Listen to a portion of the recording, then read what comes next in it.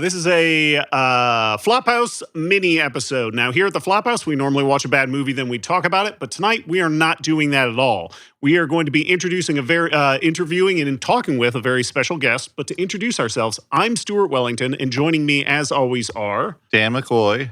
And I'm Elliot Kalin, the third person who co-hosts this show. And we have a special guest today. We have writer, director, author Tom Holland. You would know him from Fright Night. You would know him from Cloak and Dagger. Yeah. You would know him from Child's Play, Psycho Thinner, 2. So many. Psycho 2, yeah.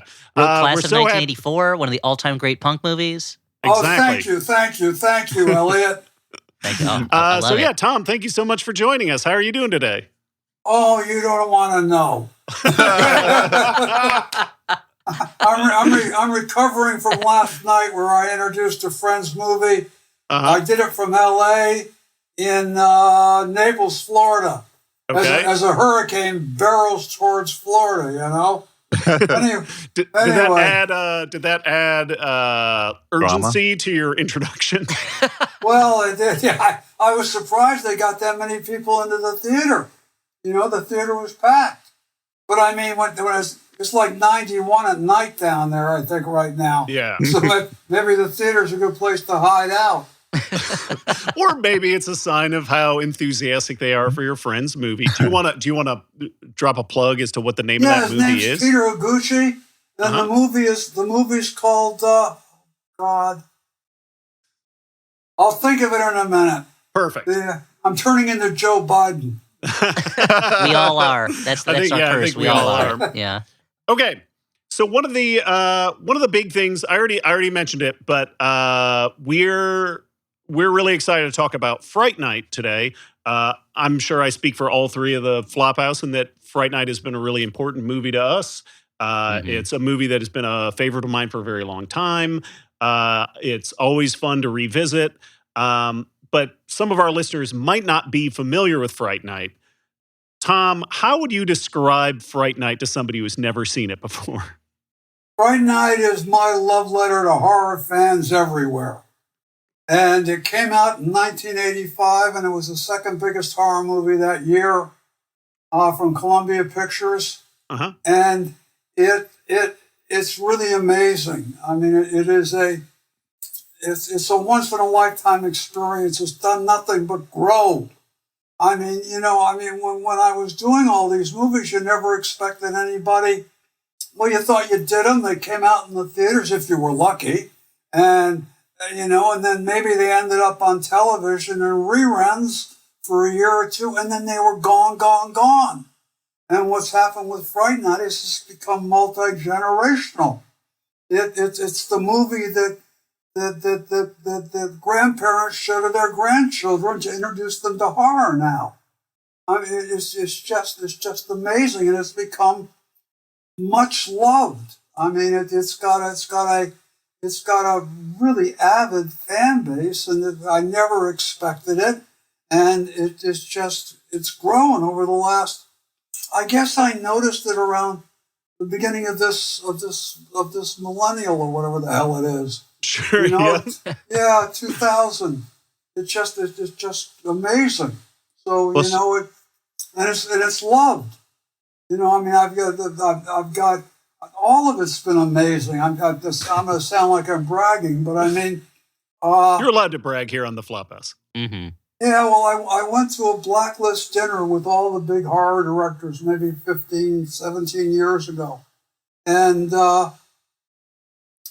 Psycho 2 was voted the best horror sequel ever. And when Psycho 2 came out, it was an enormous hit. It was the biggest hit that year after the first sequel to Star Wars. That's how big it was. Yeah. And then everybody forgot about it, I thought. And then I don't know, about 15, 16 years ago, a guy named Rob Galuzzo showed up, and all he could think about was the Psycho series. And that was the beginning of what was a critical discovery, rediscovery, reassessment, I don't know, of Psycho 2. And I plug for myself, I have a book that you can find on Amazon called Oh Mother, What Have You Done? Uh-huh. Which is about the making of Psycho 2. Oh, that's great. Because the fans were asking me about it. And then an amazing thing happened. The Richard Franklin, who directed it, who was an Australian who directed Road Games. Yeah. And a scholar of Alfred Hitchcock. And Richard died of prostate cancer a long time ago, 2009. And then through a variety of different things, his widow, Jennifer Haddon, sent me his memoirs that he'd done just before he passed. Mm-hmm. And he went through all of the movies that he'd made and what the experiences have been like. But the one that was the most complete and also had an uplifting story was Psycho 2. And I read that, and it was like stepping back into 1982 or 3 when I wrote it for him. And I put it together, and then I put in my comments and my memories, and then I got the editor, Andrew London. He and I are the only two left of making them. Well, Vera Miles is. Mm-hmm. She won't talk to anybody, and she's in her 90s. you know? And so I had. So you read the book, and it's like a round table, like everybody's still here, talking about what it was like making it. And it was a blockbuster in the sense that the audience is lined up around the block to see it. And it ends with Richard talking about what it was like on Times Square to go to the first night's release of Psycho 2. And what happened there was that nobody at Universal wanted to. This is before they did sequels, and everybody thought that it was the kiss of death to remake Psycho 2, because Psycho, by that point, was realized as a seminal horror film that it was. I would call it the beginning of the slasher genre. Big tip of the hat to Alfred Hitchcock. But everybody told Richard and me that if we had the temerity to try to make a sequel to Psycho, that the reviews would be so savage we'd never work again.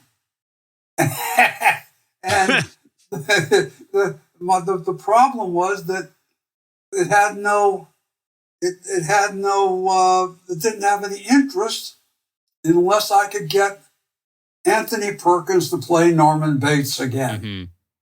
And I had to write a script that had such a terrific character arc and was such an acting piece that Tony would say yes. And Tony had, to put it mildly, an ambivalent relationship with Norman Bates. Tony had been a young lead, and then he did Psycho, which was like an afterthought. I think he worked like 5 or 6 days on it. And he flew back and forth to New York in between. He had no idea of the effect it was going to have, or his role as Norman Bates. And so he felt that he that's the old song in Hollywood: "Be careful what you succeed at, because you'll be doing it forever." Yeah, that's sort of how Tony felt, but.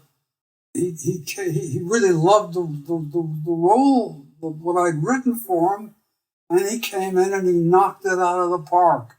They all did. They were all great. Jennifer Tilly, Vera Miles, God bless her, Robert Loggia, a hell of a cast. And Richard Franklin, the director, was spot on in his direction. That was probably the height of his power, coming off of Road Games and Patrick, I think was the name of it. And Anthony Perkins went on to direct Psycho 3. So in a way, you brought him back to that character and like him loving Norman Bates again, I guess. That gave him the power to direct. Yeah. He had wanted to direct too, but Universal wouldn't allow it. And then Psycho 2 made something, I forget, something like 90 million worldwide. back in the days when that was unheard of. And we did it for a smidge less than $5 million. Wow. Yeah, we shot. I'm amazed to hear that I like. The thing is, like, I'm a little too young to like have been aware of like the box office at the time, so I didn't know that it had been that huge, because I do remember like critics being like hard on it because they were like, it's not Psycho. Like they like, it wasn't a time, you know, that sequels were as accepted. So they're like, oh, they're making a Psycho 2. And so I had no idea. And then I saw it years later. That's a movie that I have recommended on this podcast. I love Psycho 2. I think I don't know. It's so clever in the way it takes your knowledge of Psycho and sort of uses it against you, I think. Like, well, you end up sympathizing with a serial murderer. Yeah. Yeah. And I love Richard Franklin, you know, another one of your movies, Cloak and Dagger. I watched that so much as a kid. Yeah. Like when Dabney Coleman just passed, like I joked that like I'm one of the few people who probably thinks of Dabney Coleman primarily as an action star, because I love Cloak and Dagger so much. Jack Flack. Jack Flack. Yeah. Dabney is Jack. They're having a screening of it, matinee screening 2 Sundays in a row in a couple of weeks, then at the New Beverly Theater here in L.A., which is awesome. Tarantino's theater. And my son and I are going to go see it again because I haven't seen it in a 35 mil print in, gosh, decades. You know? I don't think I've ever seen it in the theater. I've only, like, it was such a like an HBO staple. Yeah, for me. Well, what happened was that they changed regimes at Universal, and Frank Price's regime came in, and they hadn't given the go ahead, and they dumped it.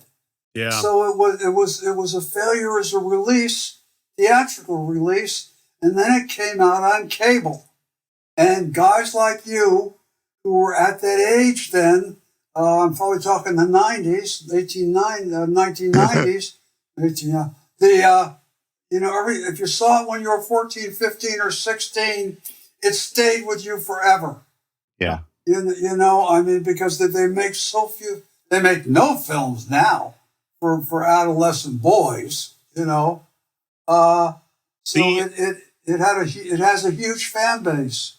There was kind of an interesting like trope or connection I got from both Cloak and Dagger and Fright Night, and also a little bit in Child's Play. But like you have characters you have fatherless heroes who are kind of like searching for a father figure a little bit, and they're also, I feel like they came out to these movies were released to a generation of young men who were also like raised on television like us. Yeah. So like I feel like there's some kind of was that intentional that you were trying to reach that specific audience with these movies? Like an audience of men raised by TV, basically. I don't think so. I think that was me going into them. Yeah. You know what I mean? I mean, finally, there is a truth in writers that, you know, that a lot of themselves have to go into it. I don't think I had any control over it. Okay. You know, I mean, I think that, you know, if it's really good, if you're really living the life of your characters, you know, you go into it, and it isn't a cold commercial calculation. I mean, you know, I certainly know when I'm spot on, and I know when I'm desperately trying to get into it. You know, and I've had both experiences, but you say that about people like brought up on television, and you said, sir, about the Fright Night being a love letter to horror fans. Like certainly in the case of, you know, it having this horror host character, which like I also didn't really experience the local horror host, but something about that performance just works nonetheless. Like even if you don't understand the exact mechanics of it, you understand the idea. Roddy of, like, McDowell as the character of Peter Vincent. And I don't know, like even as a kid, I found that character so compelling and charming. Like, were you thinking of specific people when you were doing that character, or sort of an Oh yeah, I amalgam? was thinking of Vincent Price. Mm. I wrote it for Vincent Price, and then I got to go ahead in the movie, and I reached out, and his health wasn't strong enough Mm. to be able to cast him, Yeah. and I was blessed that I got Roddy, and then Roddy McDowell had me to dinner at his house with Vincent Price and his wife Coral Brown, which was an amazing experience. I should have taken an autograph book with me back in those years. All I wanted to talk about were the AIP and Roger Corman movies that Vincent had done, and all he wanted to talk about was food and art. So I feel like that he really missed out. He should have had the opportunity to do a movie about someone who murders people with painting or with fine cooking. Then I think he really would have gotten into it. Yeah. Well, Vincent Price was an incredibly sophisticated man. I mean, I'm from a small town. I'm from a small town in mid-state New York called Highland, and it didn't have very many gourmets in that town. That's for sure. But it's similar, like I think we all like experience, at least when we were younger, experience the world through movies and TV. Yeah, definitely. And that's how that's our touchstones. Mhm. Yeah, because there's a great line, like there's a great bit where Peter Vincent is he's expounding on the current state of the horror genre and how they all want ski mask killers with machetes, and so it like. Acting up young virgins. Exactly. And I was wondering, was that you speaking through that character from your own opinions? Yeah. Yeah. Oh yeah. Fright Night is my love letter to horror fans everywhere. I came on the scene before horror was even a vaguely respectable genre. Certainly before it became self-referential, I feel like. Yeah. Oh God, yeah. But I mean, it was. My memory is it was me and three or four of the guys in high school, and everybody thought we were weird, and we read EC comics, and this is when EC comics were banned. They were banned like in 1955 or 56, and we'd hide them in notebooks or in our magazines and slip them to new editions to each other in high school. And everybody thought we were very weird. And even when I did Fright Night, which would be 1985, everybody that was in Hollywood told me I immediately had to get out of horror because horror was considered the redheaded stepchild in Hollywood. Uh-huh. So, there's been a prejudice against it. And here we sit in 2024, and all it is horror movies and remakes and sequels. Yeah. But the only originality is horror. And it feels like we've seen such a sea change in the way critically that horror movies are talked about because the fans of your generation and the generation after kind of have become the critics and academics. And so now it's almost horror is almost seen as like the in many places as the purest of the film genres, the one that's most worth talking about, as opposed to back then when you look at I'll occasionally go back and read old like New York Times reviews of horror movies from the 50s, 60s, or 70s, and they feel so insulted that they have to watch this movie and talk about it. Like how dare anyone make this and make them sit through it? And now it feels so different. Gladly. Yeah. If you look at Roger Ebert's review of Fright Night, which is good, but he said it's not a distinguished horror movie, but it has a lot of fun being undistinguished, which is sort of a backhanded compliment, Yeah. I'm sorry, go ahead. But also, the work you did with Fright Night and with Psycho 2, with making movies that play with, as I think Dan was saying earlier, plays with the preconceived notions that the audience has from knowing previous movies. It feels like I think you did such a big part in making the genre more acceptable, more respectable in helping it to become more kind of self-reflective in that way, or showing that the previous horror movies have things about them that can be commented on and can be moved forward in a way. I think that the way you were using them in those movies, you really helped to push things forward in that way, to make horror more than just kind of straightforward scares, which allows more academic people to take it more seriously, even if they should have been taken seriously the whole time. You know. Thank you, Elliot. I mean, thank you. All of this was only in the last 15, 17, 18 years. Yeah. I mean, I remember when Scream came out and people were like, "Oh, this horror movie is really it's a horror movie that deals with the tropes of horror movies," and I was like, "It's called Fright Night. Like, it exists. Like, come on, like it's been made." I was getting very frustrated with that. Yeah. Well, that self-referential nature, the premise, I want to say. So I was rewatching Fright Night this morning, and my wife, who is less versed in horror, was like, "Okay, well, what's this about?" You know, and I gave her the premise of like, okay, well, this vampire moves in next door to this boy. No one believes that there's a vampire over there, of course, because it's a vampire. And so he has to employ like the closest thing to a vampire expert he has near him, which is this horror host character. And she immediately was like, oh, that's a great premise. Like, she was hooked by the premise. And I think anyone who hears it is like, oh, great.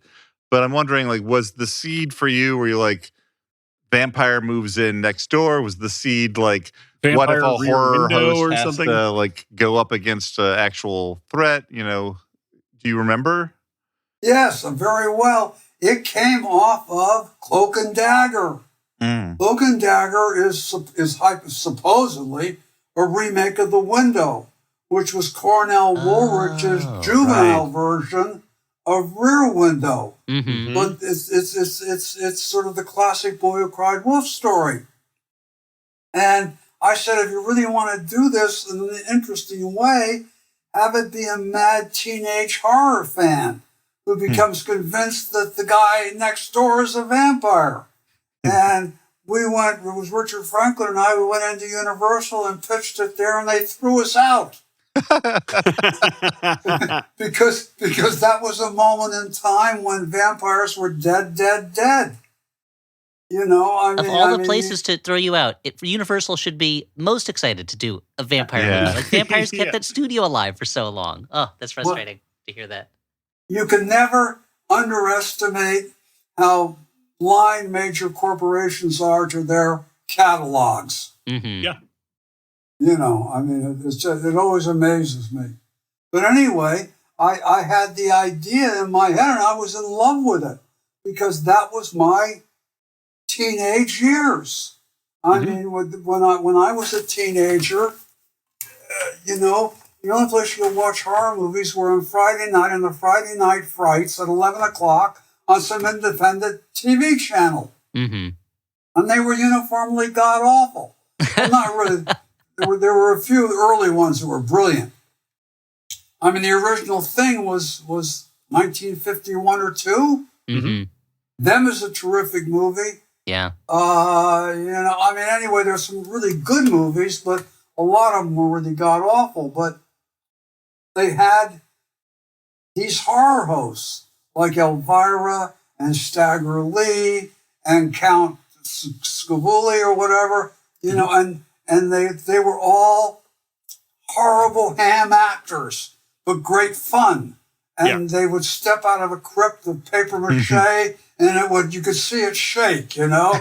And they'd walk in a graveyard, and you'd see the prop man coming in with a fogger and with a thing to blow the fog. You know, it was really just god awful, but it was huge fun. And I grew up with that because it was the only place you could watch horror movies, you know. Otherwise, you were back in the day when you had to find them in a theater and nothing replayed after it first came out.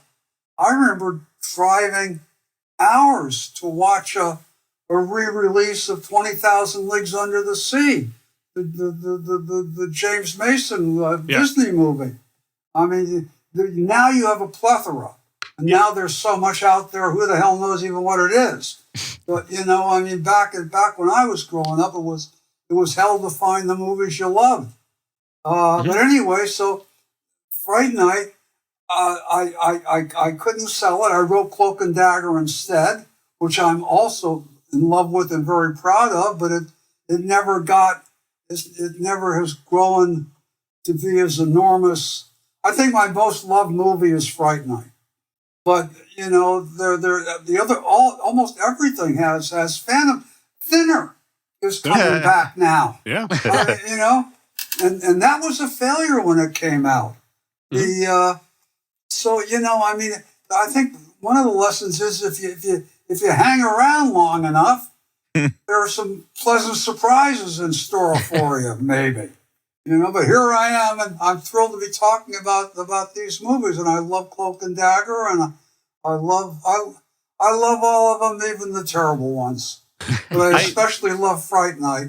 Yeah. Let's not forget Child's Play. Yeah, Child's Play is big. Yeah. I want to ask actually about that, because there's like a coziness to like Fright Night and a coziness to a lot of your other horror movies that like I enjoy, because it's, I don't know, there's like this sort of warmth, but like Child's Play, I'm not saying it doesn't warm, but it's like meaner. It's a meaner movie. That doll is very mean, Dan. Yeah. Legitimately. Well, he's not a good guy. Yeah. Well, I deliberately set out to make the scariest movie I could, but at the same time, I put some huge laughs in there. Yeah. Mm-hmm. To break it.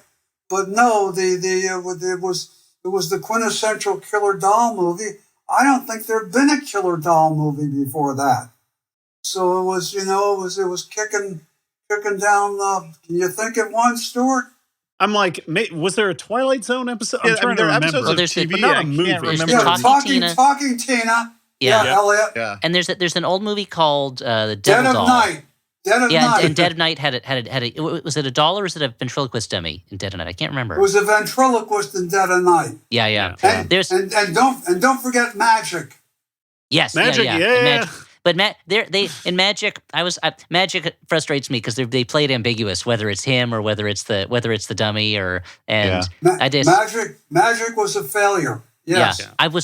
This is something I think about frequently now. Is I heard somewhere, I forget where, that they wanted Gene Wilder to play that role originally instead of Anthony Hopkins, and I just thought about what a different movie that would have been with Gene Wilder. How much more believable the ventriloquist would be as someone that a woman would want to fall in love with than Anthony Hopkins' version of the character, who's and also I was like, oh, he might have been funny if Gene Wilder did it. That's one of the things the movie is missing, is he's not very funny. But anyway, Magic is not a movie we need to bother talking about here. We should talk about Child's Play. Oh, that's so funny. Right. Well, I came up with a premise. It was an original script by Dan Mancini, but it didn't present the opportunities that I wanted for visual set pieces. Visual set pieces are defined by Alfred Hitchcock as where the story moves forward with the minimal amount of dialogue. Mm-hmm. And I think I learned so much by making Psycho 2 because Richard Franklin had me study. We ran every Hitchcock movie, starting with The Silence, Richard and I. And we pulled out those moments, the shots in those movies where Hitchcock scared the living hell out of you or raised suspense. And what I did in Child's Play, if you think about it, the opening scene, you see Brad Dourif, and you see him die and put his evil soul into a doll.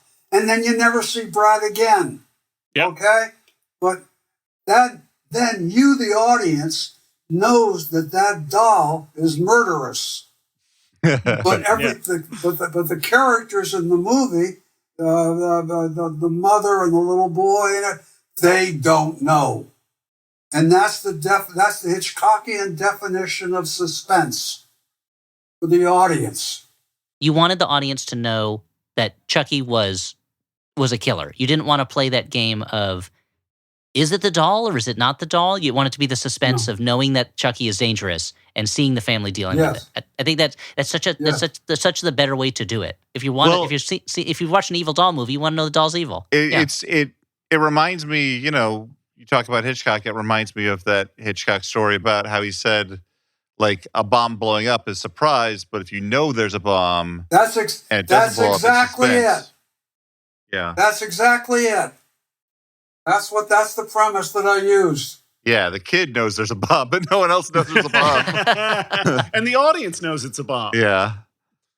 Like you said, if you buy a ticket to a killer doll movie, you don't want the movie to be like, but is it a killer doll? No, you want to know it's a killer doll. Don't treat me like I'm an idiot. Yeah, you want to see a doll pick up a knife and stab people with it. You don't want to have it be a question. Yeah. You did after Child's Play. Before Child's Play, I can't think of an example that ever did it. Yeah. So I mean, really, Chucky may be the last horror icon that was created in all of our generation.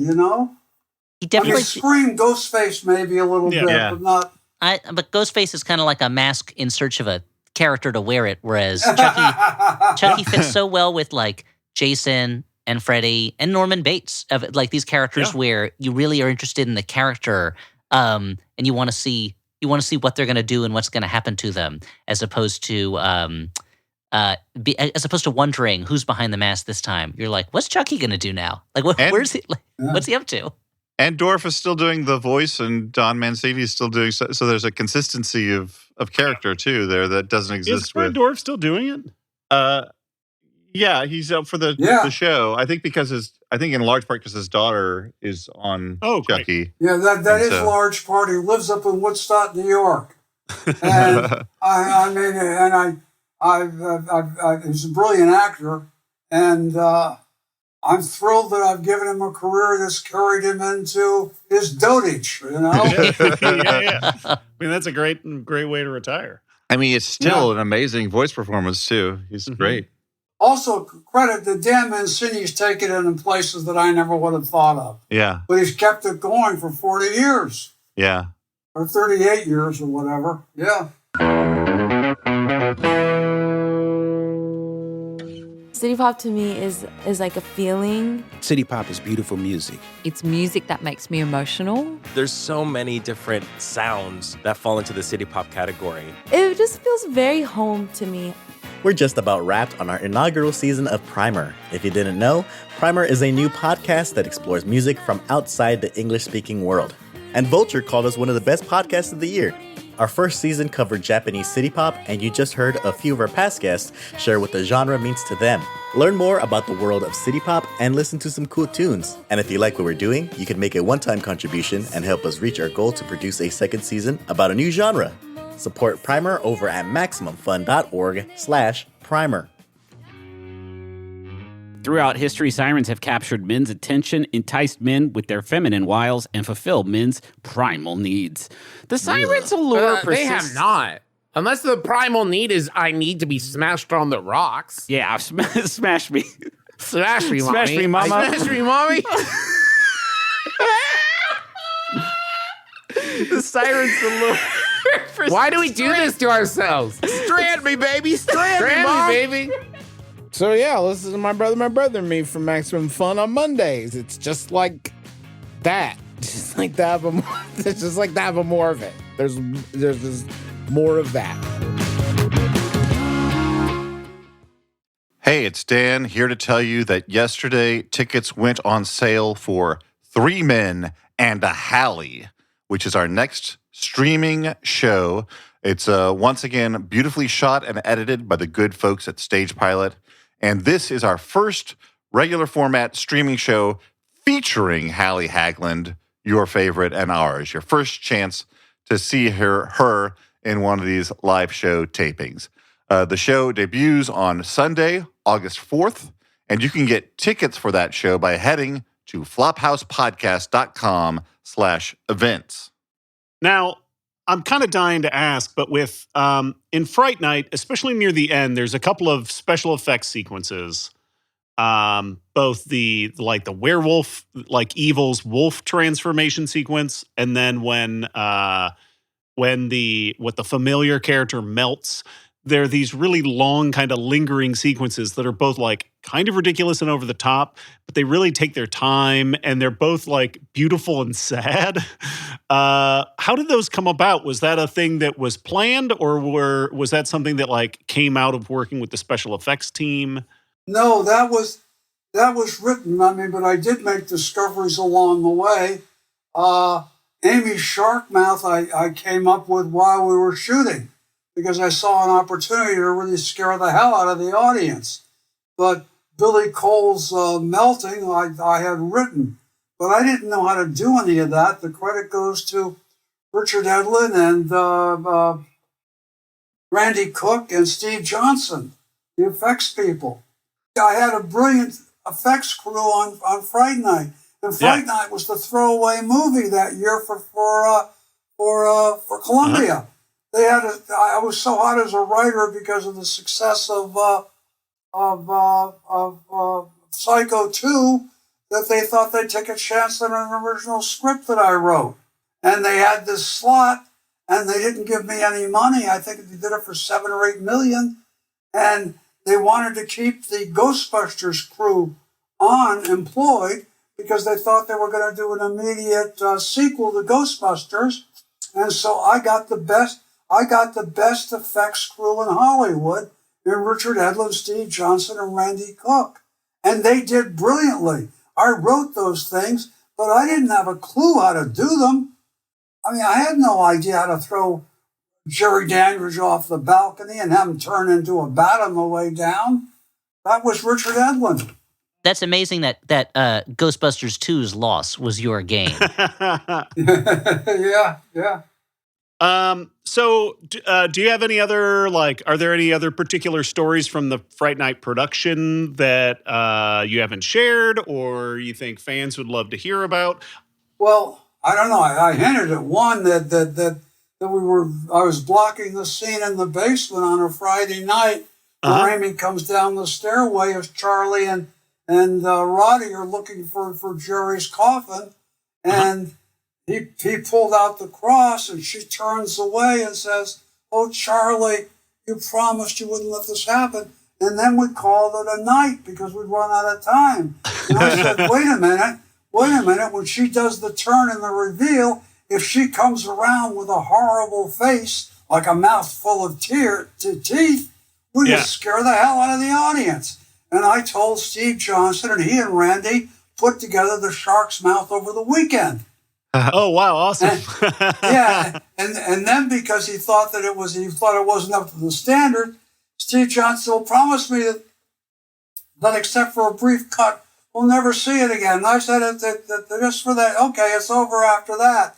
Yeah, I agree.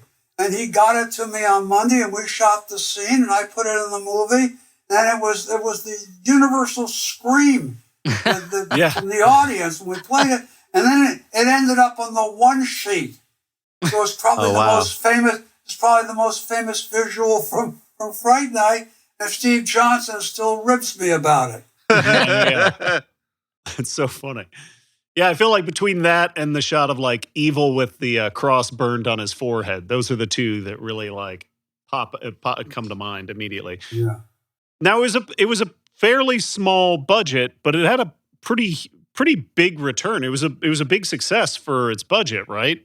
It was the second biggest horror movie that year after the first sequel to Nightmare on Elm Street. Wow. That's how big Fright Night was. And they were going to do a sequel. We're going to do a sequel too. And they fired Guy McElwain, who'd given the go-ahead, who'd been head of Columbia, and brought in an Englishman called David Putnam. And David Putnam only did prestige movies like Chariots of Fire. And he threw me out of Columbia. Wow. Yeah. He didn't want. He looked down on horror. He didn't want to be associated with horror, and he threw me out. And that's how I ended up doing Fatal Beauty, and so much of my career. There was so such an anti-horror attitude in Hollywood in those years that it affected me and influenced me, and I was an idiot. I should have stayed. I should have stayed and just done as many great horror scripts as I could. I was offered one of the sequels to Nightmare on Elm Street, and like an idiot, I turned it down.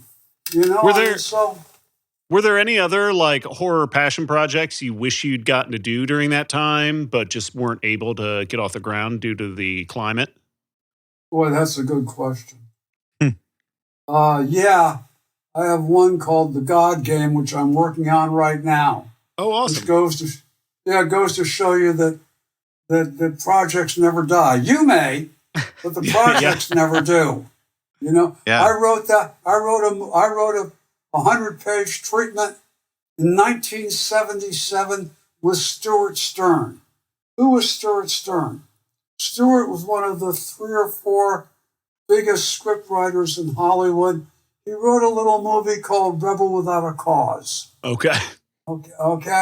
And he mentored me and was very, very kind to me. And he passed, I think, back around 2012. But I mean, so I'm going back and I'm looking at those scripts that for one reason or another I couldn't get done, or I had development deals on that fell by the wayside. And that's sort of how I'm spending my time right now. And also, you know, I mean, I'm giving myself a plug, but we have the Fright Night podcast. How did the second act just dropped today? Oh, so how did that come about? Can you talk a little bit about how the Fright Night podcast came to be? Yeah, the guys at Manifest Media who do table reads asked me to come in as a voice actor on a horror segment. Oh, fun.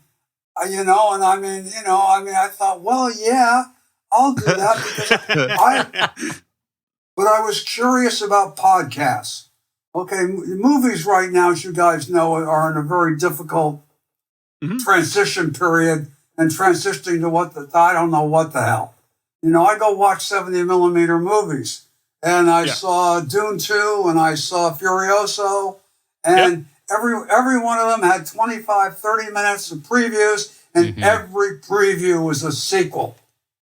Yeah. Okay, there wasn't one original story there on every time. So that's where we are in Hollywood right now. And yet the area that seems to be growing and is interesting is dramatic podcasts, which I guess is a way of saying it's radio coming on, but with much better sound and Foley and sound effects. And so I was curious about the genre. So I went and I did this thing for Table Read, Jack Levy and Martinell, and I thought it was an interesting experience. The studio where it took place was top grade, and I said, well, if you really want to do something, I happen to own the literary, dramatic, and audio rights to an original script I wrote called Fright Night. Let's do Fright Night as a podcast. And they went for it. And we brought the original cast out. We flew them in from all over America. You know, two of them were here, but 5 of them weren't. And then I went and I got some really terrific voice stars. I got Rosario Dawson to come in and to play a number of the different female parts. And I got Mark Hamill to come in to replace Roddy McDowell as Peter Vincent. Yeah, he's great. He's fantastic. So you have Chris Sarandon in there playing Jerry Dandridge. So you have that's Nightmare Before Christmas. You know, he's Jack Skellington. Yeah. So, I mean, you have a hell of a cast on this damn thing. And we came out with the first act last week, and we were in Spotify's top 100 podcasts. We were 91. Oh, awesome. And then on Monday, we had gone to be number one on Apple Podcasts, and Apple and Act Two of Fright Night, the original cast reading, dropped today. And that's great. You got the third act a week from today, and the reception has been mind blowing. And also here's the power of using established IP, which I'm usually very critical of, because it's killed, originality. Yeah. And it's also killed the star system. But the one piece of original IP that I happen to own is mine. And so, yeah. and so when we came out with a press release on Fright Night original cast reading and Mark Hamill and everything, the media, how deep the media picked it up was just amazing. And I mean, I don't know, fellas, this isn't how many people read the press releases or listened to the podcasts about it, but I saw figures. It had the possibility of reaching over 400 million people. Wow. Because so many outlets picked it up because of the brand names and because of the stars involved. And my mouth fell open. I mean, that's got to be satisfying, that to see something that you put so much love into all those years ago is still getting that kind of a reception. I am pinching myself, Stuart. It's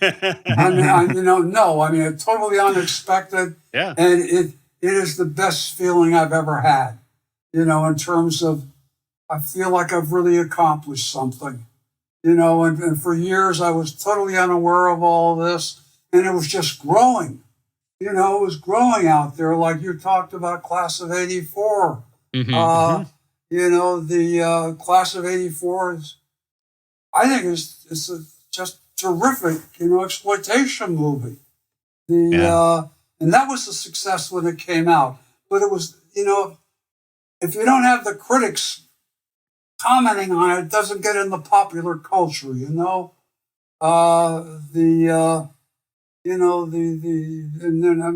Thinner was not a success. But Thinner now seems to be growing in terms of at least audience awareness. And I am in love with Cloak and Dagger. Yeah. And I hope that Tarantino keeps running it. Yeah. Well, so So in my semi-retirement here, it's been amazingly gratifying, and I want to thank the audience out there and you guys too for talking to me. Yeah, of course, I'm going to say that it was all foresight and all planning. That you had the foresight and planning too. That you made these movies that spoke so strongly and so viscerally to young people watching them, and as those people grew up, they couldn't forget them. I remember seeing Class of 1984, and it was already a movie that had been out for a little while, and I was seeing it on TV when I was a teenager, and it just kind of it was like being punched in the face by a movie, and I just couldn't forget it after that. And so that you made these movies that just hit young people so hard and so in such exciting ways that it stuck with us, until we became old men that can force younger people than us to watch the movies we liked when we were young. Well, a big thanks to Mark Lester, who produced and directed it. Mm-hmm. I think it's his best movie. He probably doesn't, but he did a great job. Dramatically, that works. And there's a stunning performance in Class of 84 by Roddy McDowall. Yes, yeah. As the teacher. Yeah. And that was one of the big reasons that I knew he could move you as well as dramatically involve you, but I knew he could play that scene with Charlie Brewster where Charlie's begging him to come and save Amy. And Peter's saying, I just can't, I'm too terrified. And Roddy moves you to tears. Yeah. And Mark Hamill does the same thing in the cast reading. Mm-hmm. It's just, it's wonderful. It's wonderful. So for the Fright Night original cast reading, that's available on all podcast platforms, right? And All the third of them, act, all of yeah, them, all of them. the second one just dropped today, which will be, a while ago from By when the time this episode drops. comes out, I think all the parts will be out by then, or part 3 will be about to come out. So that's a by the time treat. this That's episode great comes for out. everybody.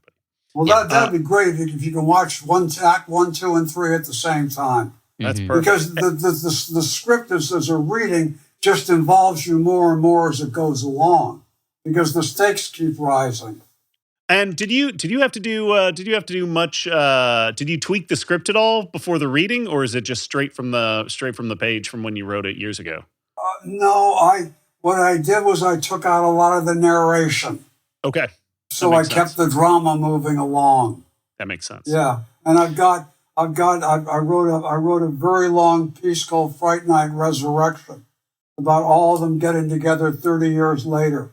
And I'm hoping that I can get sponsorship for that so we can do that as a podcast off of the success cool. That'd be so of the cool. original cast reading. I'd love to do that. I'd love to do that. Yeah. Well, it sounds like you have a good start. You have a good foot in the door for this kind of thing. Yeah. Well, I may have found a different way to get out there. Yeah. You know, other than I shouldn't be saying this, but I am saying it. I'm not doing 12 to 14 hour days anymore. I mean, I don't recommend it. No.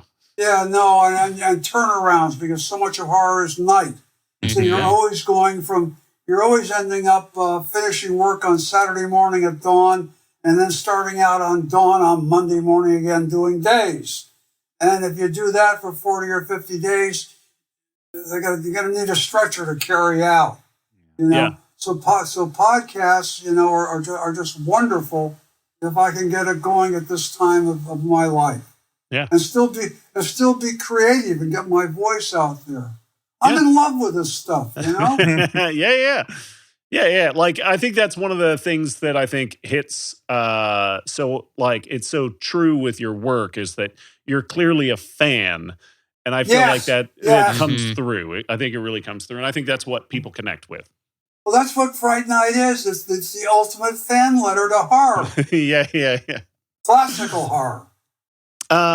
So, Tom, do you have anything else you would like to plug before we wrap up? Let's see.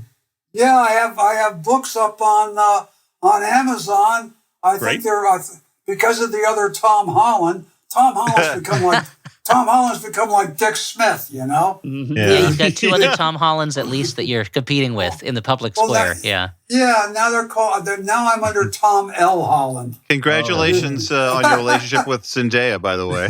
Dan, I hate to break with you. Very funny.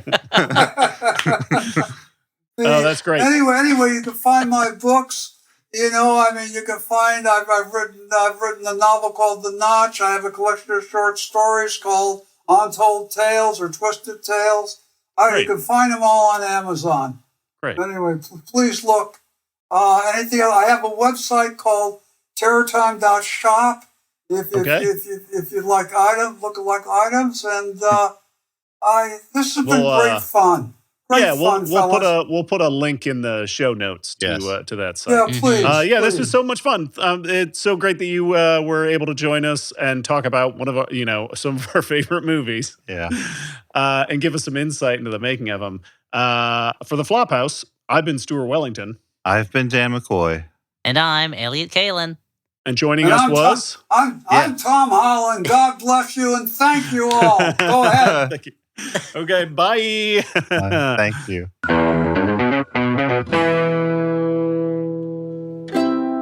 Maximum Fun, a worker-owned network of artist-owned shows. supported directly by you.